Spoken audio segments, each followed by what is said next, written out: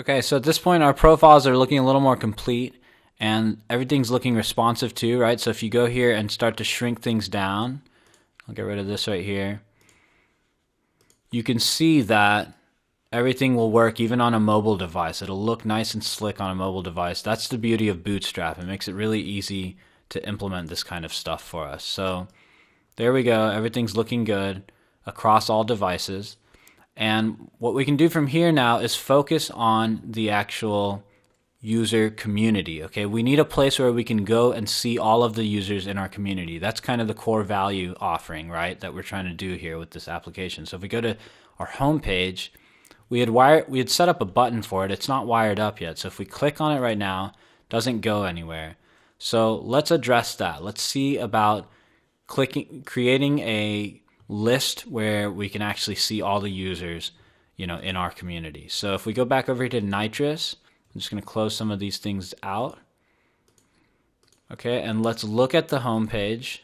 So if we go to App here and then Views, we want the Pages Home. And then here, if we find that button, okay, it's right about here where it says the community.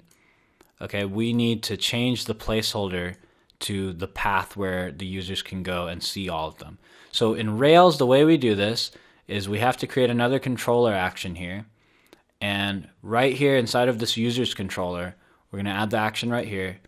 We're going to call it define index. Okay, so you use this index path in Rails whenever you want to list, all of the resources in a particular controller. So in our case here, our goal is to list all of the users in our site. So that's why I went into the users controller and then added this def index right here.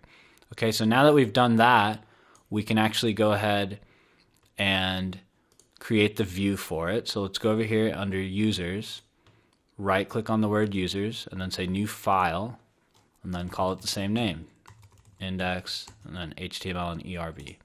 Okay, and just by doing that, that's enough for this to work. This page will work. So let's save all of that.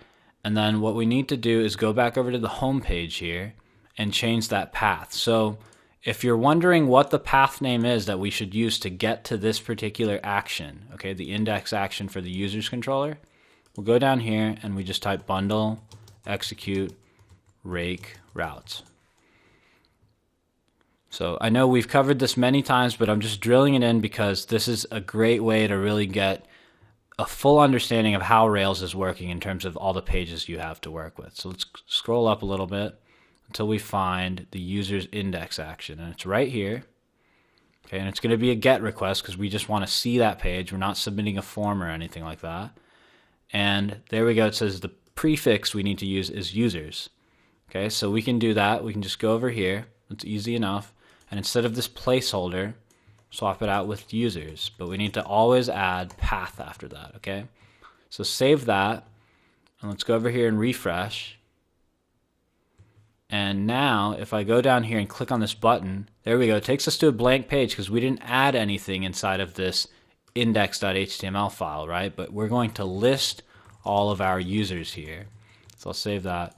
And that's what we're going to show up right here on this page.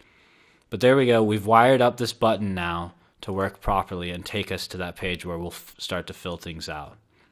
Now, before we move on briefly, I just want to mention one thing here. So if we go back to our home view file right here, right, I added this path, right? We said users path because we found here to get to the users index page where we're going to list all of our users, we have to use this prefix, right? Now, I've been saying that you have to add a path next to it, but I want to point out too that you can also swap out the word path for URL. Okay, so if I save that and look at it now, so let's go over to our home page. Again, make sure your server is running on a different console tab. Go over to the home page, right click on inspect element for this button that we're affecting here, and look at the URL now. It's actually dropping in the entire domain name and the path after it, which is /users, the URL pattern, okay, after it. So you can use URL in cases when you want to have the entire URL show, okay, but otherwise it's totally acceptable to just use path. So if I set it back to path, go back here and refresh it now, Let's inspect the element. It's going to take us to the exact same page, but look, it's just shorter because we're just using the path name. Okay, since we're inside of this site already here with this domain name, the path name in our HTML is just as acceptable and will take us to the same page. If we click here, and there we go. So let's go ahead and save our work since we made changes to these two files here. So I'll just open up, we can just scroll down right here and then type git status. Okay, so we made those two changes and we added this new index page, and then we'll say git add dot and then git commit -m, and we'll say added index action and updated link. So I'll save that and then we'll push that off. Git push origin user underscore profiles.